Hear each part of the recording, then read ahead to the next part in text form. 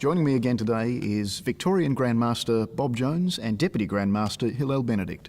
Gentlemen, welcome back. Good to be back, Wes. Thanks, Wes.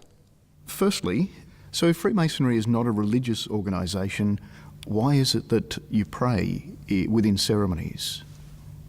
I think the prayers that we take are no different to the prayers that are taken at scout halls and in schools and the likes. They're to honour everybody's faith that we're able, just like the honouring of the Queen, the head of our country. They're the laws of the land. We honour them. So there's nothing sinister at all about having small prayers that are, again, cross all faiths. There's nothing there that upsets any of the faiths that I'm aware of. They're probably more like ceremonial prayers and things like saying grace before meals. It's not considered a religion to do those sorts of things. Now, if Freemasons Victoria is opening its doors to the public, is it possibly time to do away with those secrets? Are they still needed? I think they are. They've existed for over 300 years as a test of merit, as I've pointed out before.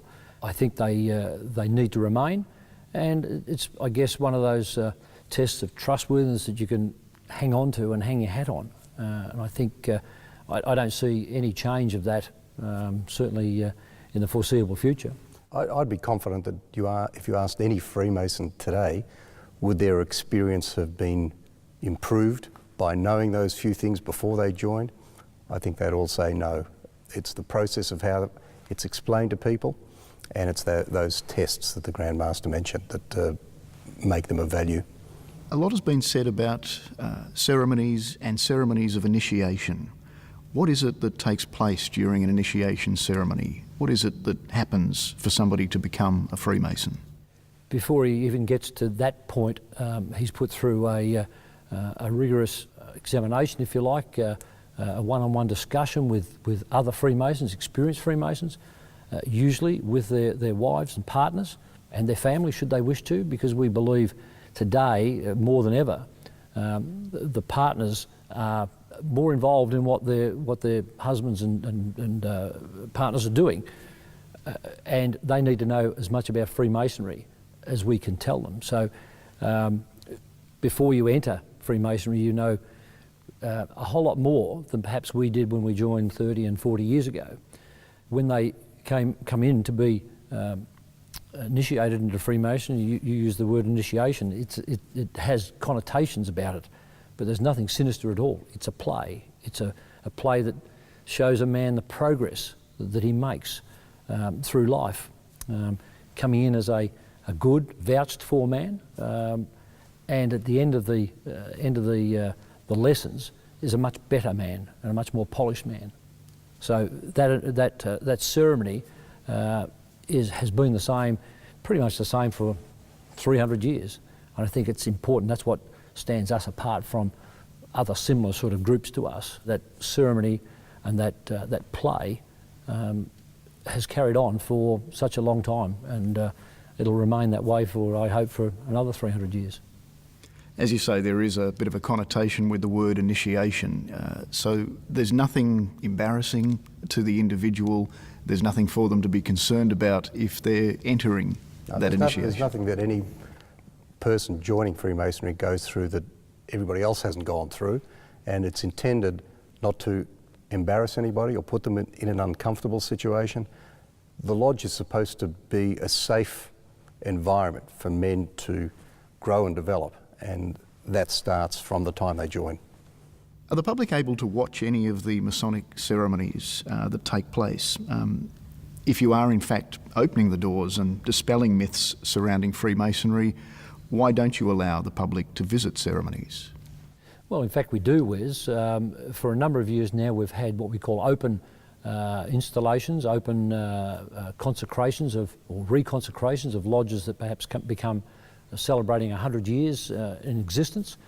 And the Grand Master and the Deputy, and with our Grand Lodge team, our ceremonial team, go out and perform these ceremonies, and we perform them in public, in Masonic buildings with wives, partners, friends, family, local dignitaries. So there's nothing secret about our ceremonies. In fact, last year at my installation, when I was installed as Grand Master, we actually streamed the show across the world into 26 countries in the world. So if keeping the secret, as you say, and keeping it indoors was the norm, then there's 26 countries out there know what we do here in Victoria. It seems that Freemasons are very charitable people and are known for giving very generously to the community, volunteering time as well to help others. Do you have to be wealthy to be a Freemason? Certainly not.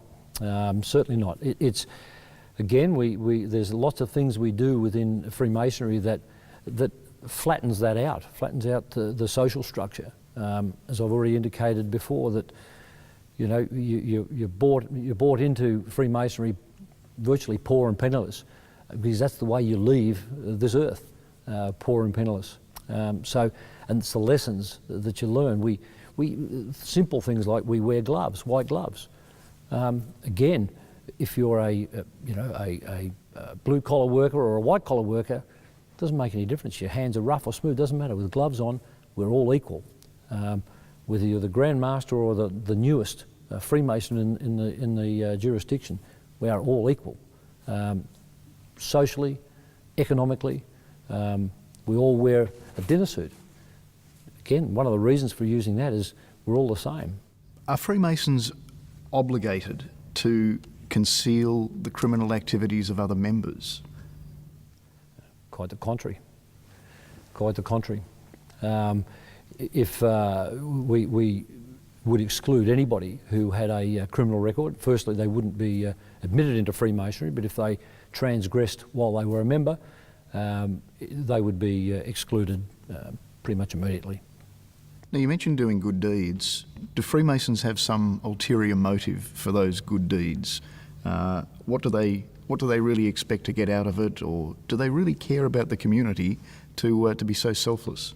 It's a bit like any volunteer organisation, and I think it was encapsulated in one of our earlier episodes in this series, where one of our volunteers was asked by yourself, I believe, what he got out of the day of volunteering to help a kid's Christmas party, and his eyes welled up and he said, to see the faces of those young children having a Christmas party for the first time, experiencing that gift of friendship and safety, that told it all to me. That's the bottom line. We get out of it in that environment there, helping the Variety Club in that instance, the looks of the children with our scholarships, the looks when I shake the hands of those young people going on in their scholastic endeavours, to see the look of exhilaration of receiving a scholarship. That's what does it. No ulterior motive? Oh, far from it. Far from it. We're a very giving organisation. We give a lot of money away every year throughout the whole jurisdiction, and we do it very quietly. In fact, in this series, we hope to bring a little bit of that to the floor to show people what we do in the community, and I'm sure people will see sides of Freemasonry that perhaps have been a bit of a secret, have been a bit of a mystery. Now, it seems the number of members is declining, and sometimes members resign.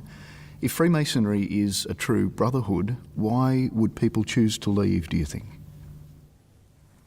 I think that there's a lot of reasons why people join organisations and leave organisations. And Freemasonry, I guess, is the same in that some people may join and not get what they were after. They may have had the wrong impression. They may have thought they'd do better in business. They could be time poor. They could be working shifts and make it difficult to go. They may get moved interstate. Our age demographic is changing as well. We've got a lot of elderly brethren today, and some of them are at that stage where they're towards the end of their lives. So that sort of decline in membership we can't stop.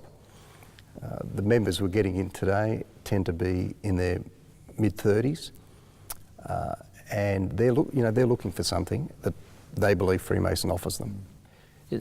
particularly in the last 2 or 3 or 4 years, we've managed to stem the tide of those leaving. I think that comes through better education. We've introduced all sorts of Masonic educational programs into our systems, and I think the men that join Freemasonry, they all join for different reasons, and now we're better equipped to satisfy all those different reasons, and the rate of those leaving has dropped by 75-80% over the last couple of years, and it's a bit like, I remember in my whole sporting career I played for a couple of cricket clubs, and why did I swap cricket clubs when I should have been happy with one?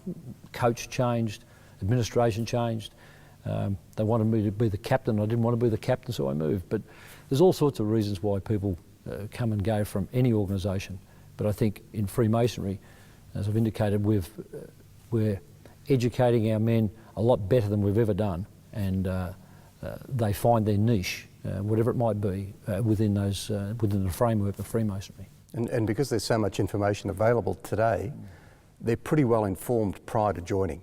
Whereas years ago they might have joined, just because their father said, you should join, or their friend said do this.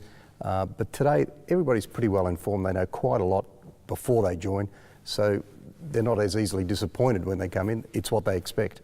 Gentlemen, appreciate your time very much today. Thank you very much for speaking with us. Grandmaster Bob Jones and Deputy Grandmaster Hillel Benedykt. It's been our pleasure, Wes. Thanks, Wes.